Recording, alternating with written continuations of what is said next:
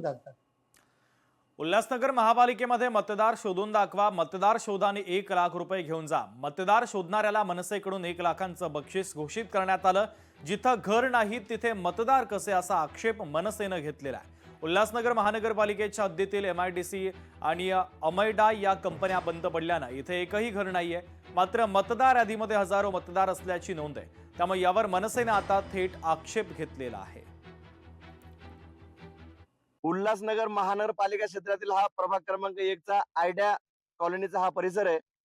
या प्रभाग क्रमांक 1 च्या प्रारूप मतदार याद्यांमध्ये आयडिया कंपनीमधील आयडिया कॉलनीमध्ये आणि अमरडाय कॉलनीमध्ये राहणाऱ्या शेकडो लोकांची नावे या प्रारूप मतदार यादीमध्ये आहेत, प्रभाग क्रमांक 1 च्या प्रारूप यादीमध्ये.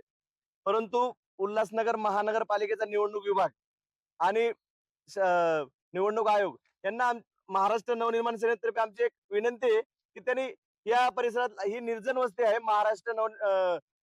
उल्हासनगर महानगरपालिका आणि पोलीस प्रशासनाने हा परिसर निर्जन म्हणून घोषित केलेला आहे. आणि या परिसरात शेकडो नावे मतदार यादीत असणं हा म्हणजे ही मोठी शोकांतिका आहे. लोकशाही मराठी ऐका, पहा, जागरूक रहा.